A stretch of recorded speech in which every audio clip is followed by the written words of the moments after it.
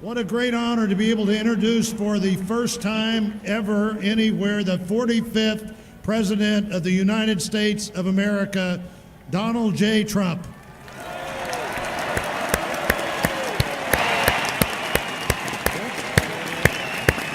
Did I get that one right, Tony?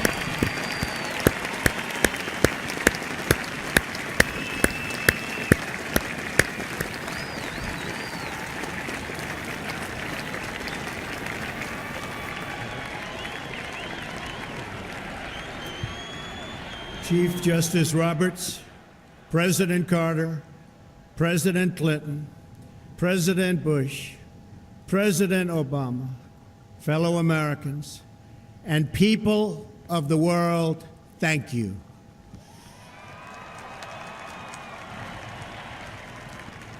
We, the citizens of America, are now joined in a great national effort to rebuild our country and restore its promise for all of our people. Together, we will determine the course of America and the world for many, many years to come. We will face challenges. We will confront hardships, but we will get the job done. Every 4 years, we gather on these steps to carry out the orderly and peaceful transfer of power. And we are grateful to President Obama and First Lady Michelle Obama for their gracious aid throughout this transition. They have been magnificent. Thank you.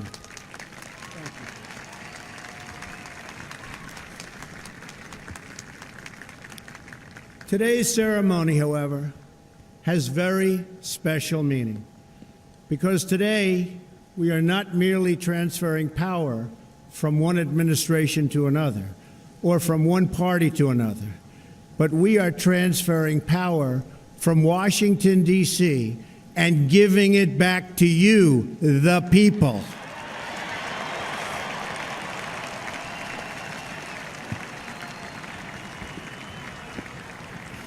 For too long, a small group in our nation's capital has reaped the rewards of government while the people have borne the cost.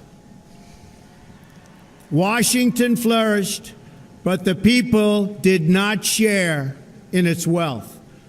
Politicians prospered, but the jobs left and the factories closed. The establishment protected itself, but not the citizens of our country. Their victories have not been your victories. Their triumphs have not been your triumphs. And while they celebrated in our nation's capital, there was little to celebrate for struggling families all across our land.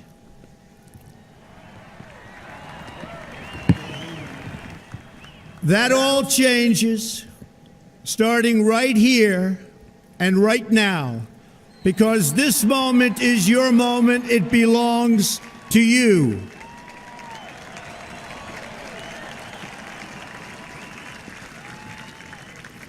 It belongs to everyone gathered here today and everyone watching all across America. This is your day. This is your celebration. And this, the United States of America, is your country.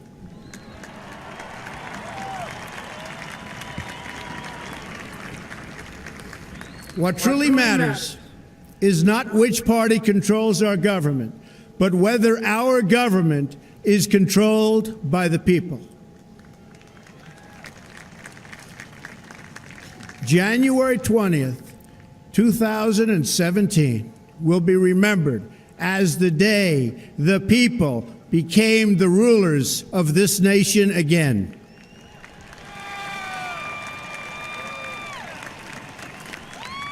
The forgotten men and women of our country will be forgotten no longer.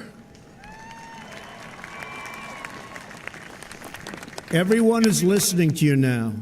You came by the tens of millions to become part of a historic movement, the likes of which the world has never seen before. At the center of this movement is a crucial conviction that a nation exists to serve its citizens. Americans want great schools for their children, safe neighborhoods for their families, and good jobs for themselves. These are just and reasonable demands of righteous people and a righteous public.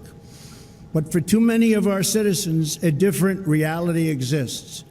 Mothers and children trapped in poverty in our inner cities, rusted out factories scattered like tombstones across the landscape of our nation, an education system flush with cash, but which leaves our young and beautiful students deprived of all knowledge.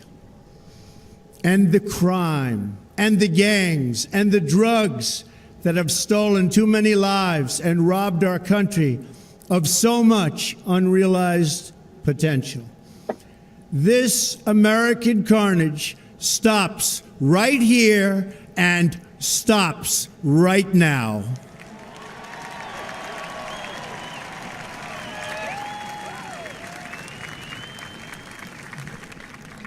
We are one nation, and their pain is our pain. Their dreams are our dreams, and their success will be our success. We share one heart, one home, and one glorious destiny. The oath of office I take today is an oath of allegiance to all Americans.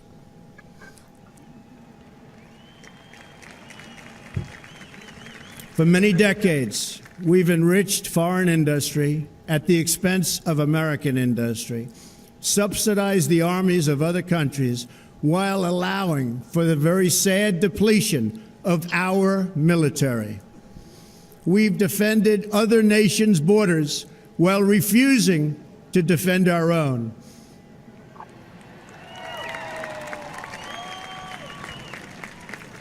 And spent trillions and trillions of dollars overseas while America's infrastructure has fallen into disrepair and decay. We've made other countries rich while the wealth, strength, and confidence of our country has dissipated over the horizon. One by one, the factories shuttered and left our shores, with not even a thought about the millions and millions of American workers that were left behind. The wealth of our middle class has been ripped from their homes and then redistributed all across the world. But that is the past, and now we are looking only to the future.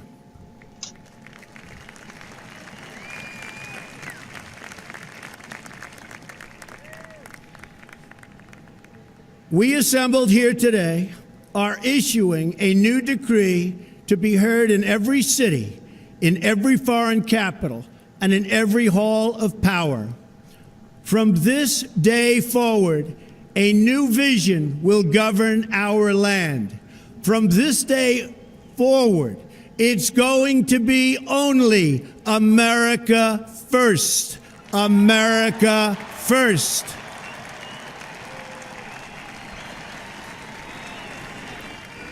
Every decision on trade, on taxes, on immigration, on foreign affairs will be made to benefit American workers and American families. We must protect our borders from the ravages of other countries making our products, stealing our companies, and destroying our jobs.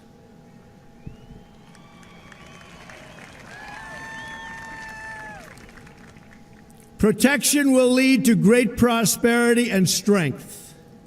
I will fight for you with every breath in my body, and I will never, ever let you down.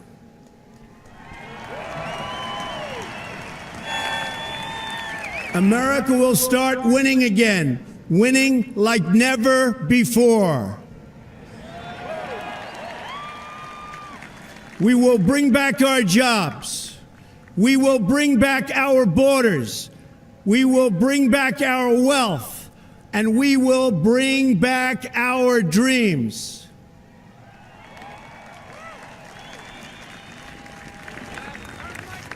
We will build new roads and highways and bridges and airports and tunnels and railways all across our wonderful nation. We will get our people off of welfare and back to work, rebuilding our country with American hands and American labor. We will follow two simple rules: buy American and hire American. We will seek friendship and goodwill with the nations of the world, but we do so with the understanding that it is the right of all nations to put their own interests first. We do not seek to impose our way of life on anyone, but rather to let it shine as an example. We will shine for everyone to follow.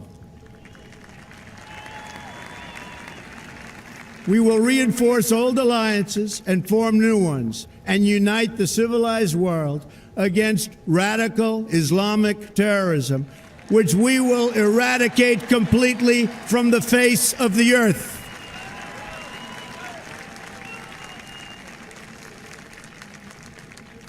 At the bedrock of our politics will be a total allegiance to the United States of America.